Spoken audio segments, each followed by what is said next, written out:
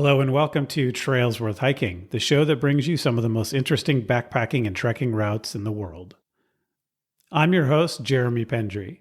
In the first part of the show, we bring you the story and history of a trail. Then we tell you what it's like to hike the trail and how you can do it. On this episode, we go back to the UK.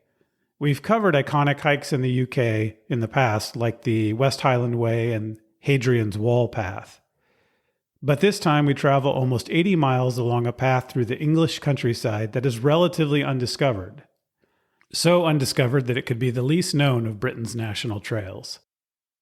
We travel through wildflower-covered hills and valleys, vineyards and farms, where we'll pass through vibrant market towns and medieval villages with welcoming pubs.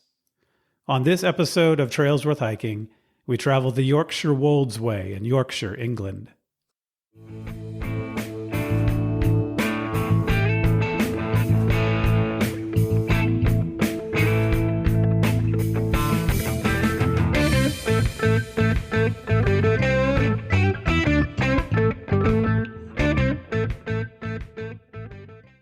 Welcome to the show, everyone.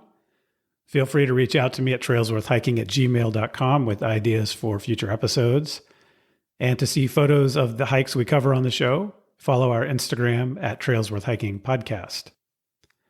Before we get started, I wanted to remind you about our sponsor, Outdoor Herbivore. Outdoor Herbivore makes high quality and delicious vegetarian and vegan backpacking meals, but as I always say, you don't need to be a vegetarian or a vegan to enjoy these meals. They taste great.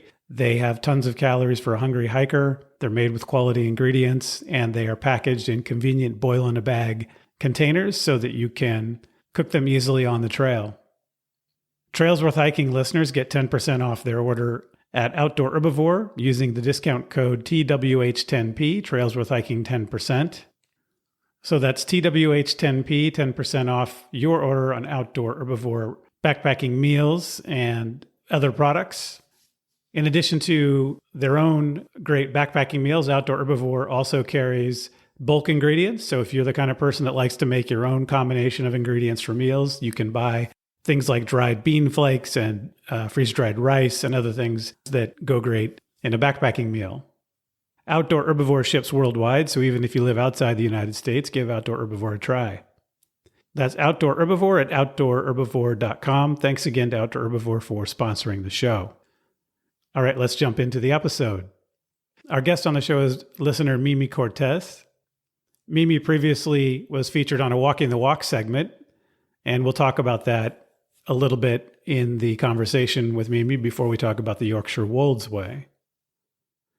I was excited to hear from Mimi about this trail because it's actually surprising to me that there are still trails that hardly anybody hikes from end to end, and the Yorkshire Wolds Way is one of those. As Mimi will describe, most of the people she saw on the trail were day hikers, and they were mostly locals. So it's great to find a national trail across the English countryside in an area rich in history with interesting towns that is relatively undiscovered. So I hope you'll consider the Yorkshire Wolds Way after you hear this episode. The Yorkshire Wolds are hills in northeastern England. They're the northernmost chalk hills of the United Kingdom and part of the northernmost chalk stream of Europe. And chalk, as you might imagine, is a sort of white, crumbly rock. It's a pure marine limestone formed during the Cretaceous period, which is about 145 to 66 million years ago. Between the hills, there are many dry dales. Dales are what the English in this area call their valleys, and these were formed during the last ice age. The formation of the Yorkshire Wolds is in an arc running from the Humber estuary north and then east. It reaches the coast at Filey, and at the coast is where you can see the white chalk hills dropping into the North Sea. Because the valleys cut into these rolling hills, they're actually hard to see, and if you're looking across the landscape, it gives the impression of a much flatter landscape than it actually is, because the valleys sort of pop out of nowhere when you approach them. So it's an interesting, fairly unique landscape. The area has been inhabited since the Neolithic period, which goes back to about 10,000 BC, and the Bronze Age, which is a period that goes back to 3300 BC. and the Roman period, so there are a lot of archaeological sites in the area. Originally, the area was a lot of isolated farms rather than large settlements, and it's pretty much similar to that today. Wheat, rapeseed, and lavender are grown in the area. The southern end of the trail starts at the Humber estuary, and this is a big tidal estuary of two rivers, the Ouse River and the Trent. The estuary is named for Humber the Hun, who is possibly a historical figure, nobody's quite sure, from the 12th century BC, who invaded Britain and then apparently drowned in the process. So if he was a real person, his invasion was not a success for him personally. The trail starts at the Humber Bridge. If you haven't seen the Humber Bridge, look it up online. It's a pretty long bridge. It's 2.2 kilometers, so almost 1.4 miles across. It's a single-span road suspension bridge.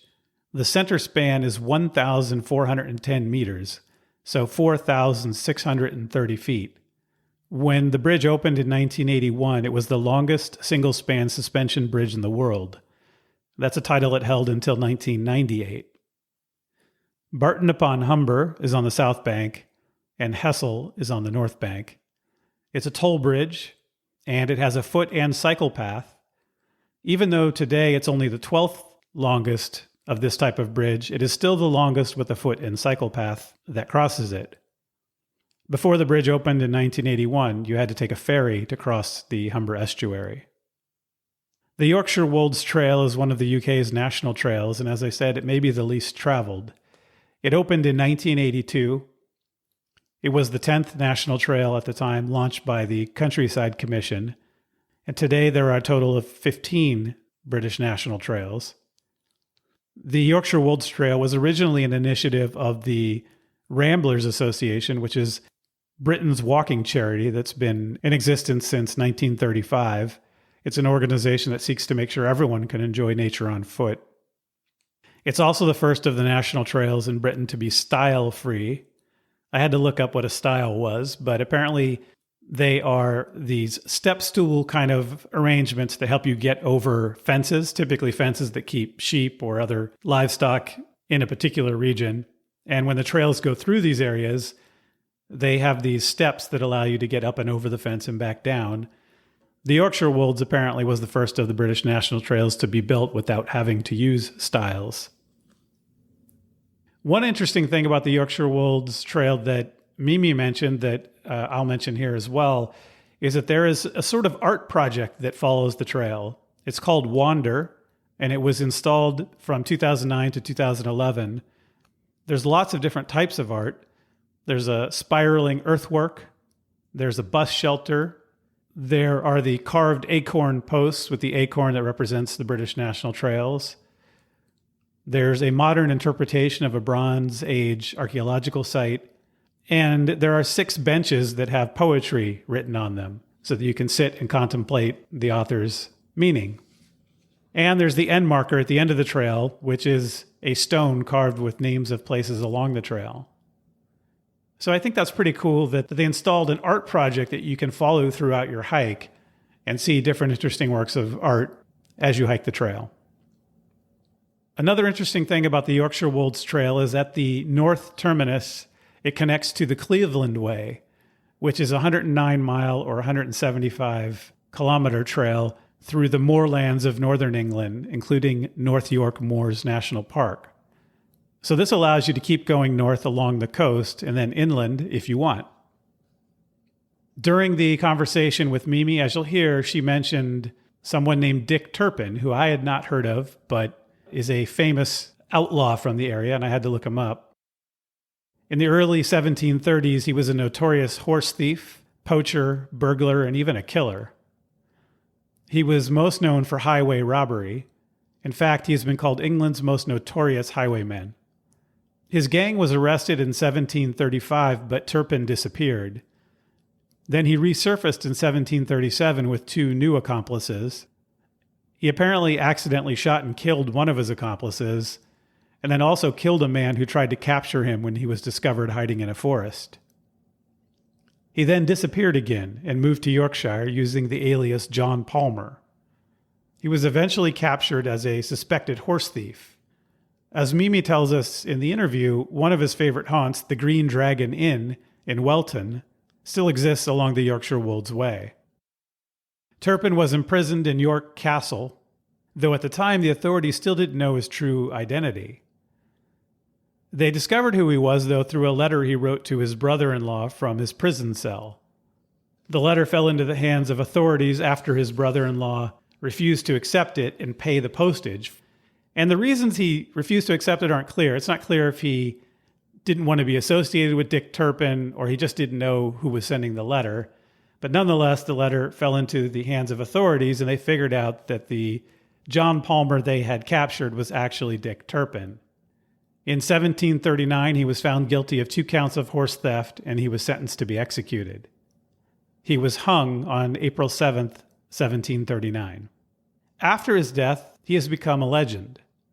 There was popular theater in the 18th and 19th centuries that featured him. There were novels that made him out to be a kind of Robin Hood figure, which, based on what we know, doesn't seem to have been the case.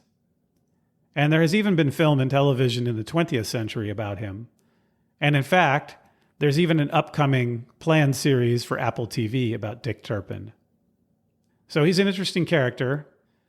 And I hope that this background has whet your appetite for the Yorkshire Wolds Way and my conversation with Mimi Cortes.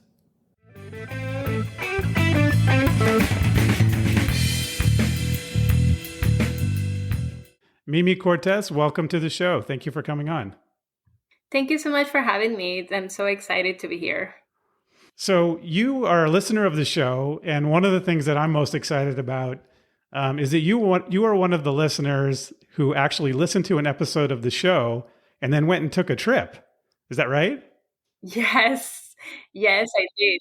Not only did you take a trip, but you actually took an international trip after hearing an episode on the show, right? Yes, that's correct. And can you tell me just briefly about that? When I listened to your episode regarding Manaslu and Sun Valley, as soon as the episode ended, I knew that I had to go there. And I think within a week or two, I booked my flight to go. So a week or two after hearing the episode, you booked a flight all the way to Nepal. Correct. That's amazing. I'm impressed. And just how did that work out for you? Was it a great trip? Was it fun? What did you think? Yes. Well, I do have a big Nepali community up in the Bay Area that I'm very close to. And I didn't tell them I was going to do this trip. So when I told them, they were like, "You're going without us and you're not telling us?" But I actually use the agency that you use when you did your trip. I believe it was Airbound Expeditions, and they were incredible. They were really helpful. They helped me plan everything. I'm a solo hiker and backpacker, so it was a little bit of a challenge to kind of just go by myself and my guide and my porter, but they were able to accommodate me with that, and that was really nice. I really enjoyed it. It was beautiful. Well, that's fantastic. I get so much joy out of hearing that other people actually listen to an episode and then actually go do something that they weren't thinking of doing before they hear the episode. And that's what keeps me going. That's what keeps me doing this show. So thank you for doing that. How did you get into backpacking and trekking in the first place? Just recently, during the pandemic on 2020, I'm a runner, and all of the races that I had planned for 2020 got canceled. And when people start going outside, and some of my running friends sent a message saying there is a company called the Conqueror Virtual Challenges. They have this running challenge for the Appalachian Trail, and we all sign up. It was really cool because every time somebody run a certain amount of miles, you will log them in online. Then you would get, the mileage. And every time you hit a different milestone on the trail, you would get a virtual postcard. And I just promised myself that by the end of the trail, I was going to go do 100 miles at the actual Appalachian Trail. And I did. And that's kind of how I got started. I got hooked. That's amazing that there's actually a virtual Appalachian Trail. I don't even know what to call it. Like that there's a program that actually does that. That's really cool. I've never heard of that. And I think it's even cooler that it inspired you to actually go hike the trail. Which section of the Appalachian Trail did you hike? I did Virginia because by the time we were done with the virtual trail, it was already the beginning of October. So by the time I finished on Shenandoah, which was the last show that you had about Uh-huh. Shenandoah National Park, was really excited. It was really cold. So I did 4 sections throughout Virginia. So I did my first section. I would get off the trail. I would do other trails and see things around, and I would do the next section and so on. So after you hiked a section of the Appalachian Trail, how did it come about that you decided to go hike a trail in England? Well, as soon as I start researching more hiking trails, I came across your podcast. Hmm. And I initially got hooked on it because I really enjoy the portion of the history of how a trail becomes a trail. And I think that's really, really cool thing because once you go to a trail, you don't really know how it started or how it's built, or, I mean, who decides these trails are going to exist in the first place. So when I went to Nepal, thanks to you, and I came back, I just started doing a couple other things. And last December at my sister-in-law's house, she told me about this trip that she's planning with her friend Sue Anderson. Hello, Sue from England. She's wonderful. So she was planning a trip with her. They were gonna go to the Yorkshire Dales to do some hiking. And I thought about it for a second and I just said, can I come along?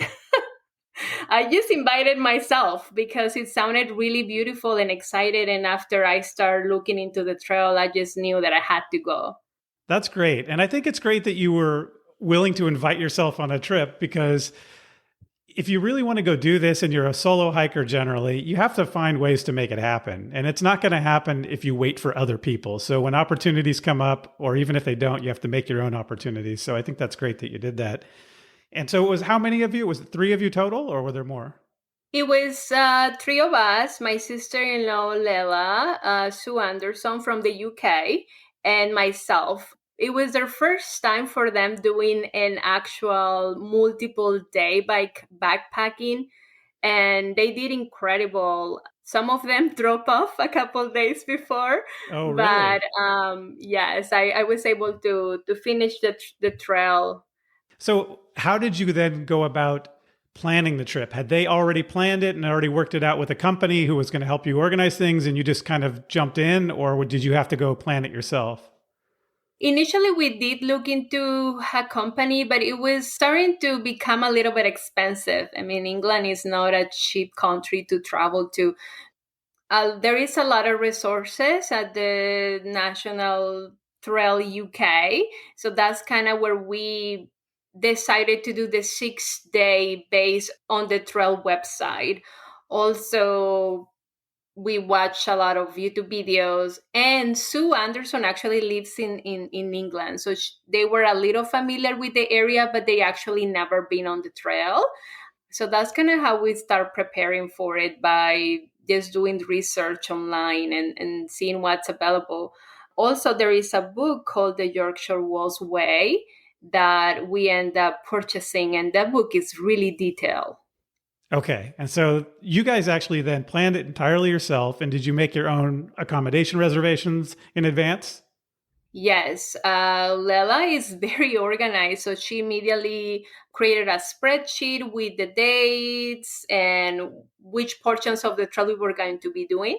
And then we start booking the accommodations right away because based on what we researched, some of the towns are really small and some of them might have Airbnbs or maybe one small inn. So we booked accommodations fairly early on. Okay. And so when did you hike this trail? What time of year? And was that a good time of year compared to other times of year to do it? We went in May. Keep in mind that it was my first time in the countryside in the UK. I've been to England once before, but for a short period of time, I didn't get a chance to explore. This time was mid-May when we started the trail, and I have to say that it was a great time because I got to see the flowers blooming. It was so green. I never seen so many shades of green on the trail in my life. It was beautiful. How long of a trail is this? So this is a 70-mile trail. It goes through the untamed countryside of the Mm-hmm. UK. And we did it in 6 days. Okay. And 6 days is that the amount of time that the website suggests from the UK trail website? Yes, that's the amount of days that the website suggested. And we thought that that could be a good opportunity for us. The way the website described this trail is has like an easy walk among the York Dells of the UK. And it is an easy trail for the most part, but there are some sharp inclines in some of the sections. For Sue was a little bit hard, especially because we started carrying our own backpacks. We weren't camping on the trail because we had accommodations at some of the villages along the way. But you can camp along the trail.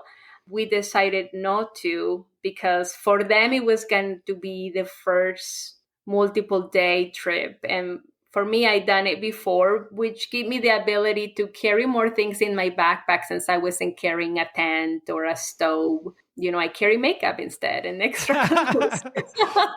Just essential backpacking gear like makeup. Yeah, it's essentials. Okay.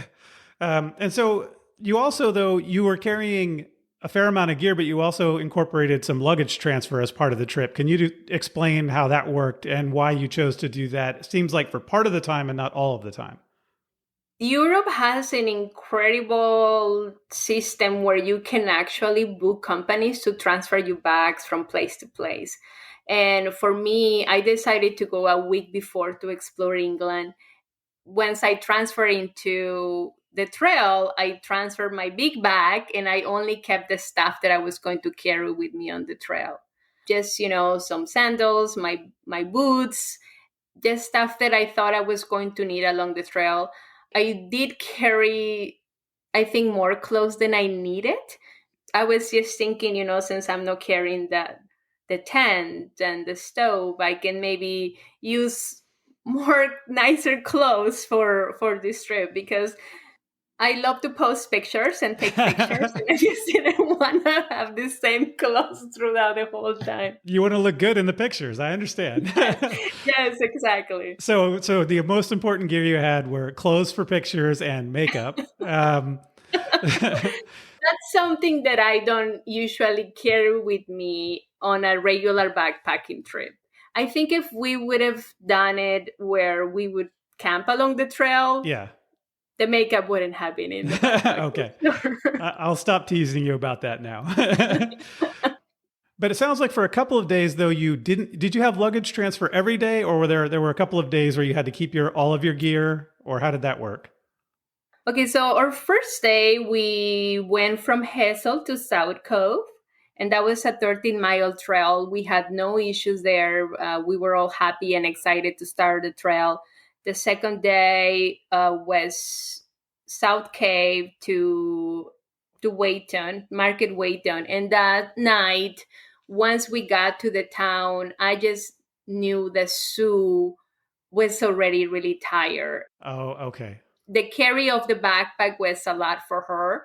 And we start asking the restaurant owner where we had dinner if they knew of a taxi service they could transfer bags.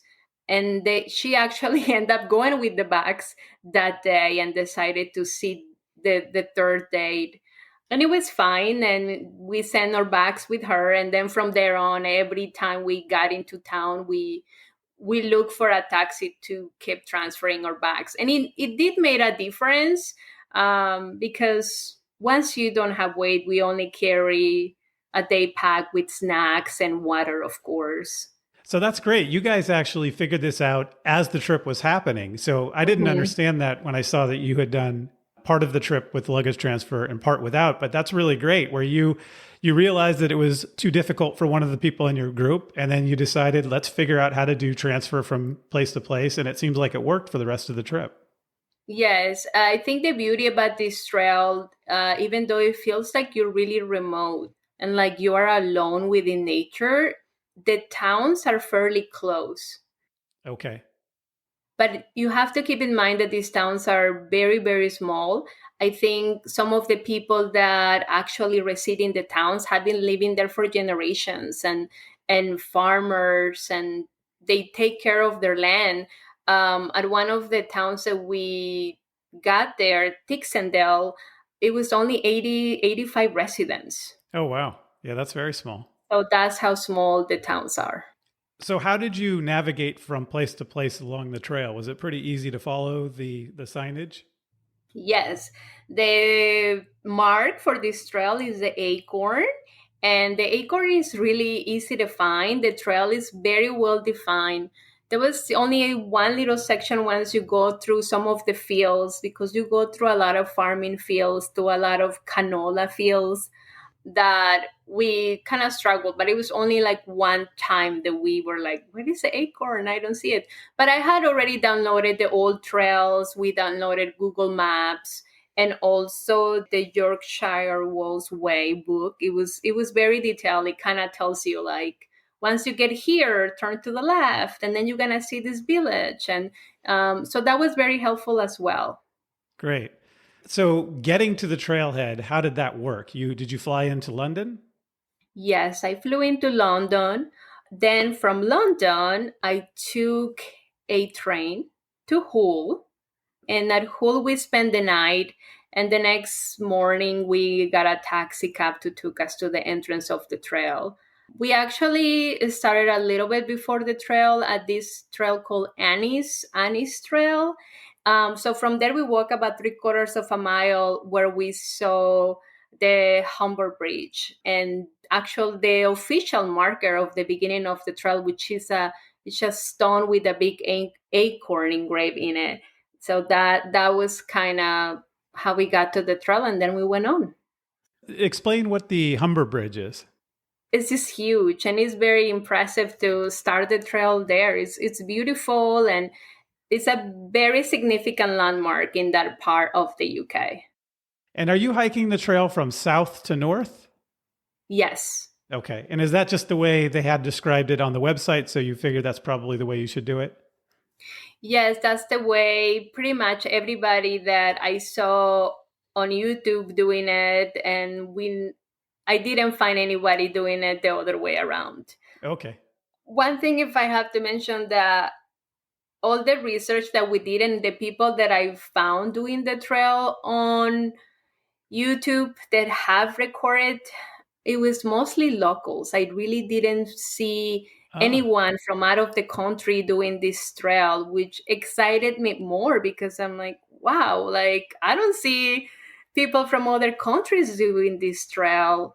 It was really neat because I didn't see any tourists along the trail or anybody that was not from the UK. Did you see other people doing the entire trail like you were doing? No, we saw people doing some sections, maybe day hikers, but no one doing the trail.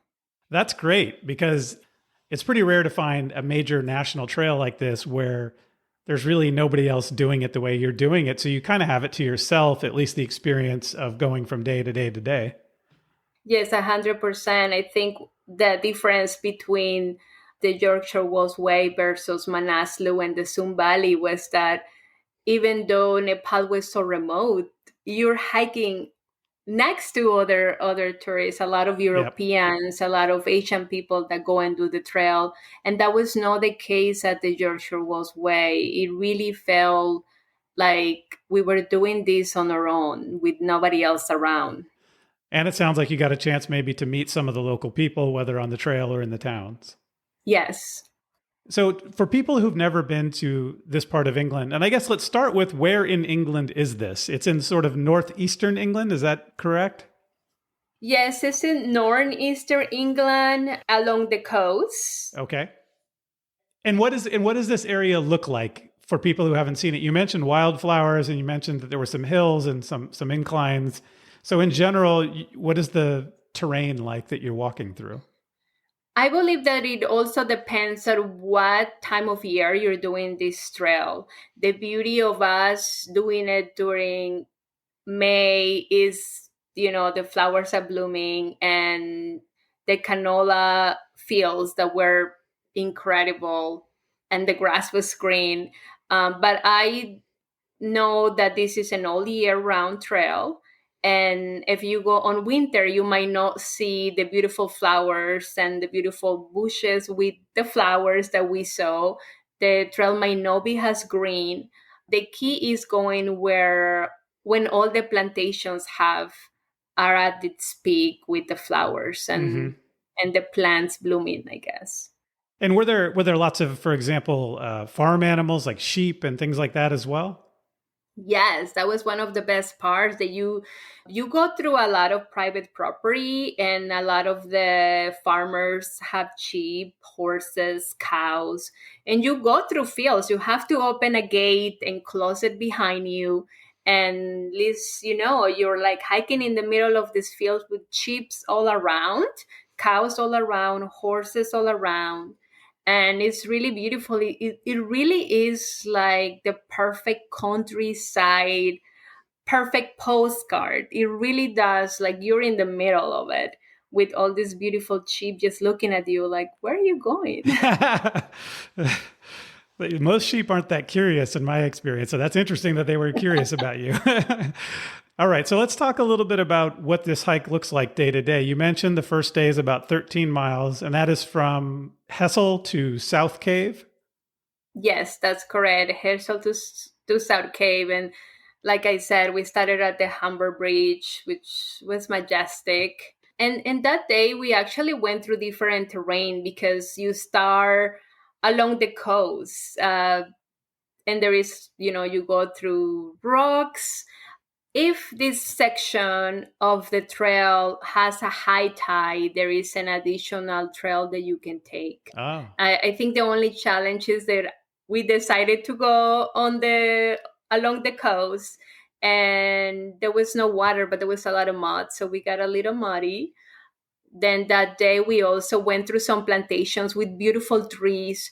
It looks like you're just going through tunnels and tunnels of trees in some of these farms.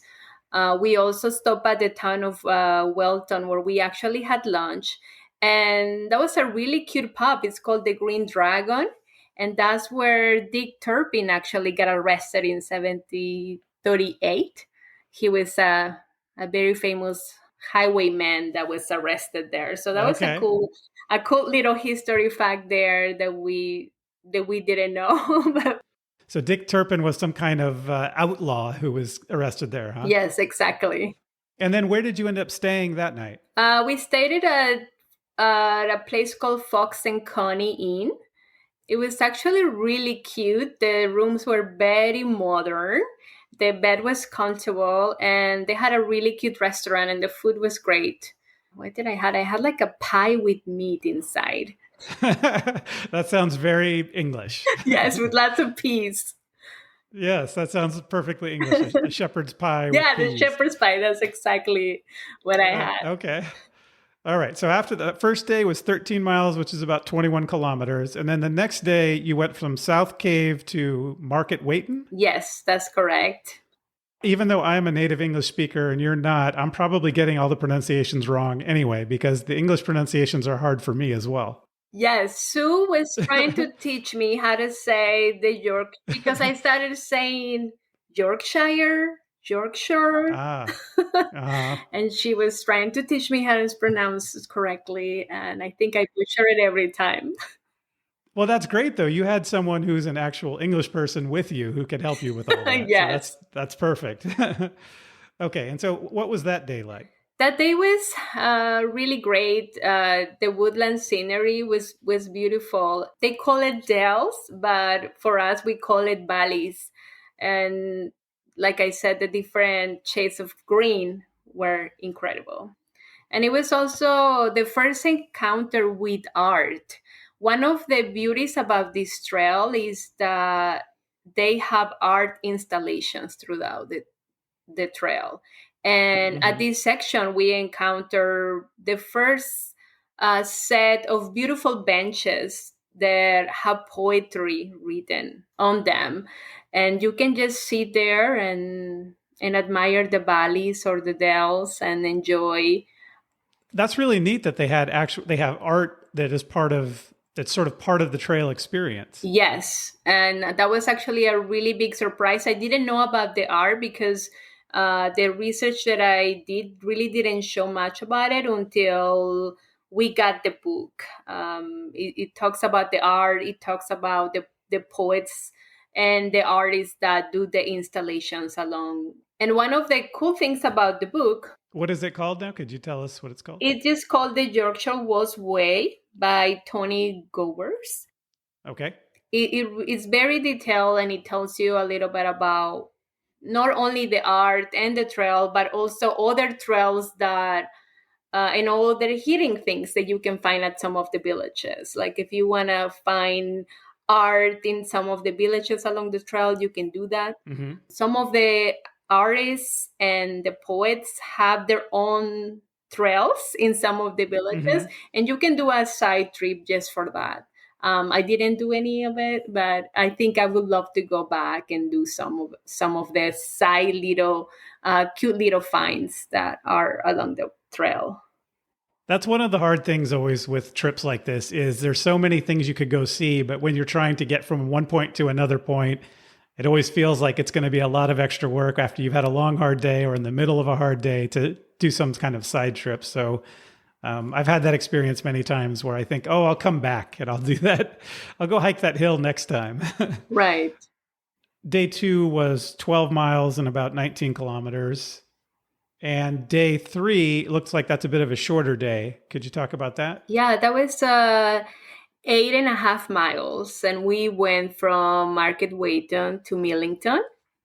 And the town of Market Wayton was really really charming. That's where actually we had my first fish and chips, Ah, and they were delicious. The owner of the restaurant was the one who pointed us to the taxi person who transferred our bags that the next day or for day 3, and everybody was just so nice. At this section of the trail, that's where you actually hike next to the canola oil plantations. And the canola oil plantations, you see them from far away. Once, or I was on the train, I got to see them afar, and I'm like, wow, it's like another super bloom here, because at that time we had the super bloom here in California with all the wildflowers. And I'm like, wow, the UK also has a super bloom. But so canola oil, if I remember correctly, comes from a plant called, is it rapeseed or rapseed or something like that? I don't know what it's called. I believe it's Rapsy, but it's Okay. just it's a, like a it's a flower. It's just a plant Okay. with a tall yellow flower, and it's just beautiful because it goes from miles and miles. And on these sections, you actually get to hike right next to them, which was just so beautiful. You really feel like you are on a dream because of the flowers and the countryside. It was just beautiful. It's a different beauty than I have ever experienced in the trails that I have done. And but I'm not an expert hiker, and I haven't done really much hiking to compare. But it was just so beautiful. And it sounds like from some of the notes that you shared with me that you saw some neat man-made things along this part of the trail as well, a particular church and then also a Buddhist center. Could you talk about maybe not just about these ones, but also just in general about the sort of historical buildings and things that you were seeing as you were hiking? Aside from being beautiful, there is a lot of history on this trail. Some of the towns have been around for many, many years. And some of the towns actually still have some beacons where back in the day, people used to lie to let other villages know of harm or war or something. Really? Yeah, so there are some beacons along the trail. There is a lot of churches. On this particular section, we went through St. James Noble Home, if I'm saying that right. And this church was really pretty because it has medieval glass, really old doors. I think this church dates back from the 12th century. So that's really, really neat things to see. And some of the churches are actually open that you can actually go there, and people want to share about their history. We got so lucky here because we just sat outside the church in a bench, and there comes this guy with his dog and said, "Did you guys want to go in and take a look?" And I'm like, Oh, nice. "Yes." And it turns out that that was the keeper of the church, and he told us all about it. There is a really old stone that was found when they were doing the renovation. They just found it, and it turned out that it was a really, really old stone. It's a really neat thing to see because, we don't really have contact with that much history. Like, you can actually touch it. It's not like a museum where you have to stay a couple feet away. You can actually touch these things that are beautiful and have so much history. And it's great that the local people want to share that with you when you're a visitor, and they want you to see their church from the 12th century and experience that. Yes. And what were your accommodations that night? The accommodations for this night, we stay at a Buddhist meditation center that was really neat.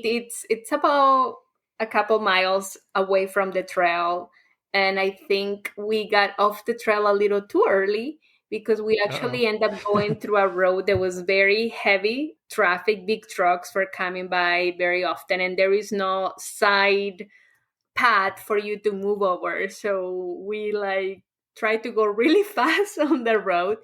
We got off the trail a little early. So for this section, I would suggest being careful and actually follow the trail until you get to the trail that takes you to the monastery.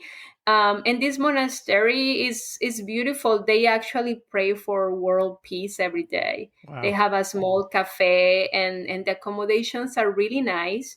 Right across the street or across the road from the monastery, there is a golf course, which is a little bit of contradiction because you see the spiritual side in one where we stayed, and then the modern side with the golf course. But they have a really nice restaurant, and that's where we end up going out to dinner that night at the golf course restaurant, and it was really nice. It was really yummy.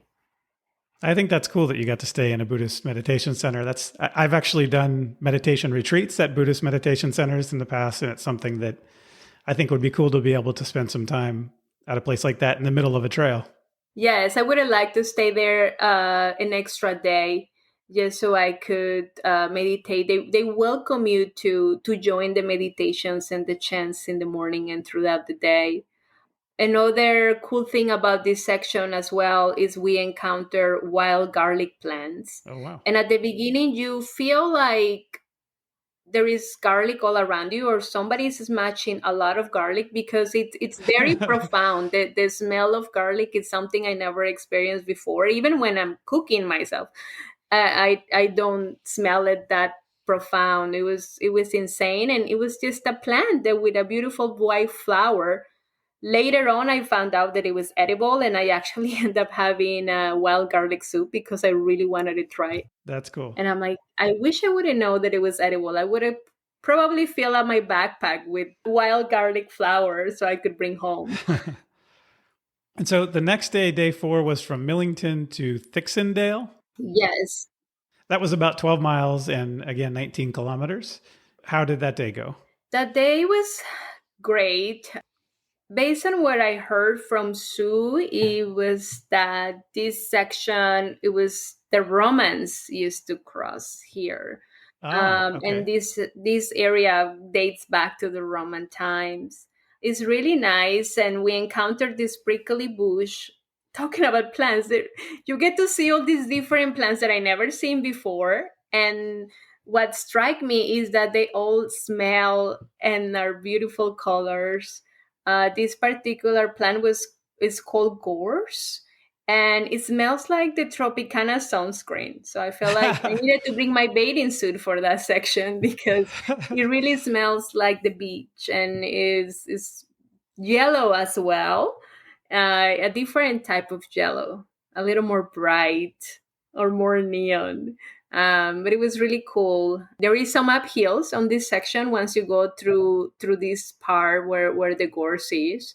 And this day I actually encountered some marathon runners that were training for a marathon, which was really nice. They chatted for a bit and kept going. But lots of dells, lots of flowers. This particular section, we entrance a farm called Northfield Farm, and it was beautiful because they have cherry trees all along the trail, and they were blooming with pink flowers. Oh, perfect. It was so beautiful. We actually ended up having lunch there and enjoying the view because it felt like we were in a fairy tale there. I'm detecting a theme here for the trip. Yes. How were the accommodations that night? The accommodations were great.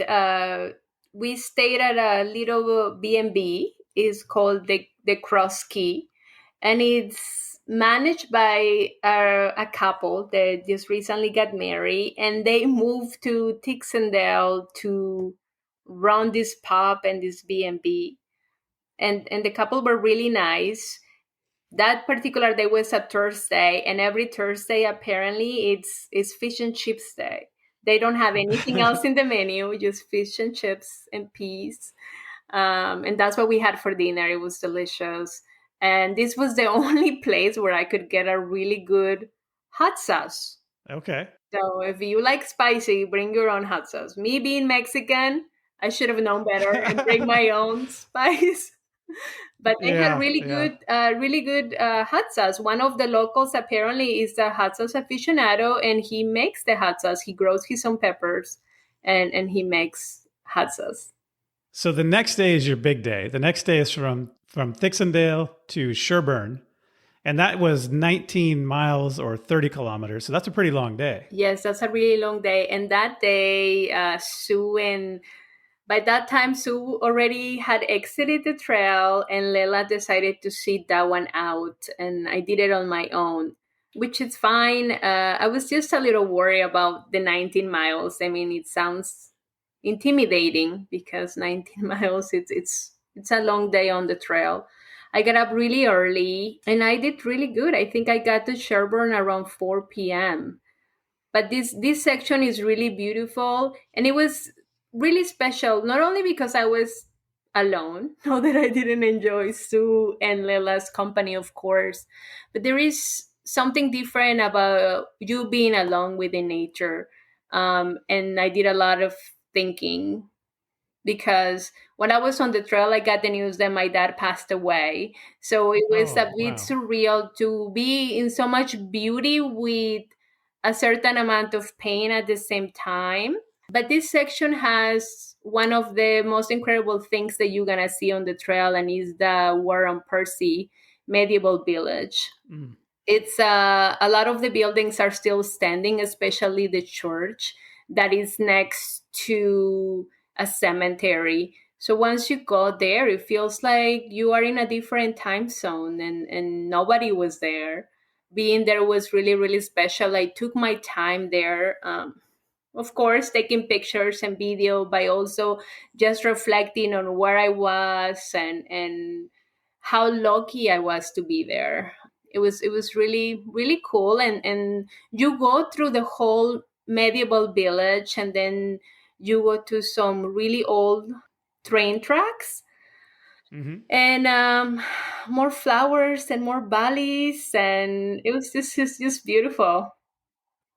I'm sorry to hear that your father passed away. That must have been tough to be so far from this part of the world when that happened. But it sounds like you were in a place that, I guess, of all places you could be, it's a great place to be out on the trail among nature. Yes, thank you.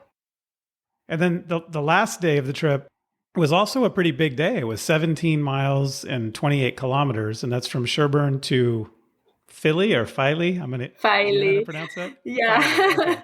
Okay. Urban to Filey. Okay. Yeah, this is, and I'm not sure if this happens to you, but this is the last day is always tough because it's the last day and the trail is ending and you have to go home after that.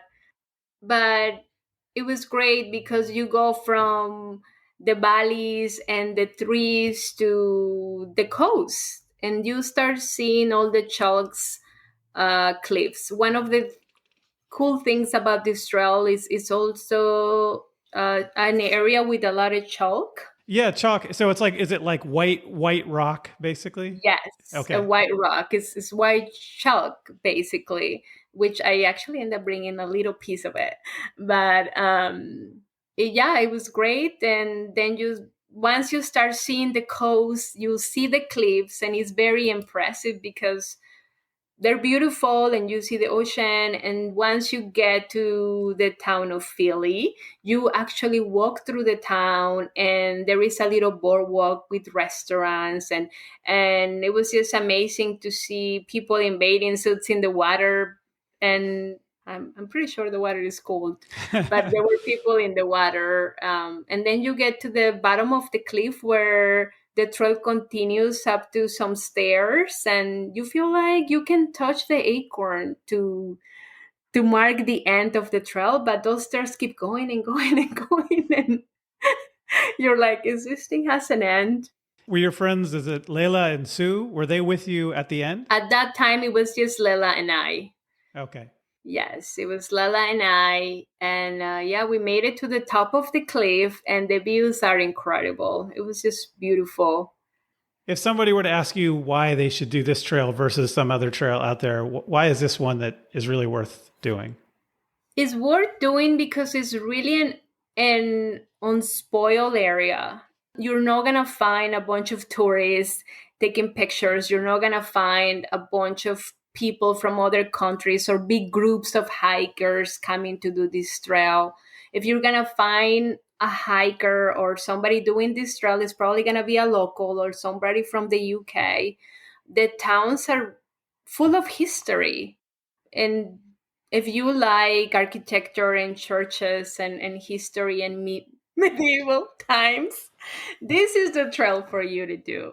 I think it literally brings all your senses to life, like your vision, your smell, your ears, because there is a lot of sheep and birds all over. It's incredible. It's a trail worth hiking for sure.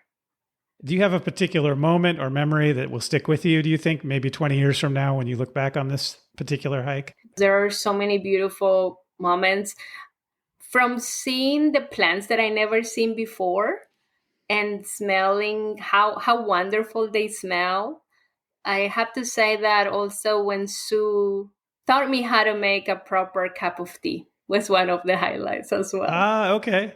So you learned a very traditional English type of activity. Yeah, so thank you, Sue, for that. Great. And what about if you were to do this hike again and give advice to somebody or give advice to somebody else doing the hike? Is there something that you would do differently if you did it again? If I decide to do this trail again, or if somebody is considering doing the trail, I highly recommend staying into the villages. Because even though you can camp along the trail, you go through private property. And even though the locals are very familiar with the trail and they're okay with hikers, they're very friendly. You have to ask permission to spend the night on the trail. And I think getting accommodations into the town, it also gives you the opportunity to explore and really learn about the towns along the way. I would love to go there because the Yorkshire Wolds Way is actually connects a bigger trail. Oh. I didn't know that the UK has a bunch of different trails that you can do. And at the end of this one, you could keep going and connect to a different trail. Yes, correct. What is the trail that goes from the end of this one? Do you know? Oh, it's called the Cleveland Way. Oh, okay. So I'll have to look at that. Yeah, that's interesting. That's definitely something I've seen with looking at the UK and the trail system there. There's so many national trails in the UK that it seems like you could, without too much trouble, do several if you had more time. Yes, the Southwest Coast path. I think that's really goes along the coast, and I think it's probably like the Appalachian Trail, like 2,000 miles or something like that. I don't think it's quite that long, but it is very long. I think it's maybe 650 miles or something like that. The reason I know that is that one is on my list because my last name, Pendry, is from that region. Okay. So I would like to hike that trail someday to see where my name comes from. But so it's on my list. Wonderful. All right. Well, Mimi Cortes, thank you so much for telling me about your hike on the Yorkshire Wolds Way. But while I have you, I have a few more questions, if that's okay. Yeah, sure. Okay. What is one piece of gear you don't leave home without? My GoPro. So that's interesting because a lot of people use GoPros for different things, but most hikers on long distance trails don't tell me they use a GoPro. So how does that work for you? And what do you do with all the recordings of all these hikes? When you're a solo hiker and want to preserve the memories, for me, pictures are valuable memories. I know you had an episode with a professional photographer that takes incredible images, but that type of gear is really heavy for a trail, as you know. And even though we have our phones, if you're doing a long trail, you don't want to utilize your phone as much, just to preserve battery and make sure you have enough battery for the life of the trail. So the GoPro is it's small and it's light enough that you can carry for pictures and videos, and just create the memories that I can go back to and remember those wonderful times, because I have the worst memory. It sounds like you use it actually you're using it for pictures too, not just video. Correct. Okay. Yes, pictures and videos, and of course, every once in a while I do make a video and I post it on my social media. I'm not very good at it, but I try. Okay, cool. What's one other trip that you've done besides this one that you think others shouldn't miss out on? I haven't done many, but I would say the Paria Canyon. It's another trail that I done from beginning to end. And that's a trail that goes from Utah to Arizona. And it goes through, I believe the Paria Canyon is the tallest canyon in the States. Okay. And that's a 3-day hike. And you're inside the canyon. So if you're claustrophobic, I don't recommend it. But it's definitely a really cool area to see. Where is it located? It's in Utah. It goes from Utah to Arizona. You start the trail near Kanab. Okay. It's a slot canyon, it sounds like. One of those very narrow canyons. Okay. Yes, there are times where you have to push your backpack through the canyon and you have to go sideways to make sure you go through the canyon. But it's beautiful. It's at night, they only give out certain amount of permits. I was lucky, and I don't even know why I got the permit. I just applied for it, and when I realized I got it, I felt like, okay, now I have to go. And it was really pretty. Cool. That sounds interesting. I haven't done a slot canyon hike before, and it's something that's on my list of things I want to do. So I know there are several good ones for beginners, but I'll have to look into one of those. Okay, last question. What's the next trip on your list? My next trip, I'm going to be going to Havasupai this next week. Oh, okay. Wow. Yes, I'll be going to Havasupai alone, and I'm really excited because I've been wanting to see these waterfalls for the longest time. It's gonna be hot because it's in the middle of September, but I'm just gonna be inside the water, I guess, the whole time. Well, I was just going to say that. I'm thinking early September, it's still going to be very, very hot out in that corner of the Grand Canyon. Yes. But you've already got the permits and you're going to go. And I would assume that there will be a number of people on the trail. You won't be far from anyone else, even if you're alone. Yeah, with Havasupai, the Havasupai village is one of the most remote villages for an Indian reservation here in the United States. And right after COVID, their rules and their entering system into the village has changed. Now, if you want to, they're not issuing any more permits. If you want to get a permit, you have to look into at any cancellations that are on the website. And I saw one for right after the Labor Day weekend. And I'm like, I have to take it, which I did. And wish me luck. Yes, good luck. I'm curious to hear how that goes for you. All right. Mimi Cortes, I really appreciate you coming on the show. Thanks for doing this. Thank you. It's been a lot of fun talking to you.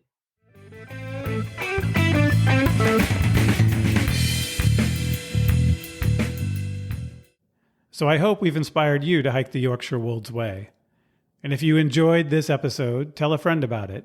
Or better yet, give us a good review on whichever podcast service you use. And keep in mind that this podcast is entertainment and meant to spark your interest. If you decide to hike the trail, do your own research. Like anything else worth doing, outdoor adventure has risk. So when you go, pack your common sense. And when you get back, tell me how it went. Next time on Trails Worth Hiking, we go on a pilgrimage. I probably don't need to say any more, and you know the trail I'm talking about. Yes, that pilgrimage. We'll start our pilgrimage in the French Pyrenees and hike hundreds of miles across northern Spain to Santiago de Compostela in Galicia, where the remains of St. James, one of the 12 apostles of Jesus, may lie. And we'll even take a bonus walk through Portugal to the same destination, because as we'll see, there are many caminos leading to this destination. Next time on Trails Worth Hiking, we travel the Camino de Santiago in northern Spain. If you have any questions or feedback on this episode, or ideas for future episodes, including if you want to be a guest and talk about a trail that you've hiked, reach out to me at trailsworthhiking@gmail.com. And don't forget to follow us on Instagram at Trails Worth Hiking Podcast. So start planning your next hike, and before you know it, you'll be on the trail. Thanks for listening. What if we did a couple of questions in Spanish and you could make fun of my accent? Oh, me parece muy bien. Okay, bueno. Okay. ¿Cuál es tu próximo viaje? Mi próximo viaje va a ser a Havasupai, en Arizona. Bueno. ¿Y por qué? ¿Por qué va a hacer el sendero en Havasupai? Porque es un lugar muy remoto y tiene unas cascadas las más hermosas del mundo, yo pienso. Bueno. You did My great. Spanish. Wow. You're a good Spanish speaker. Why you didn't interview me the whole time in Spanish? Sí, podemos hacerlo en español si quieres. Muy bien, muy bien. Okay, I'll stop there before I say a lot of terrible Spanish. But thank you very much for doing this. I really appreciate it. Muchas gracias a ti. Gracias por invitarme a estar en tu show.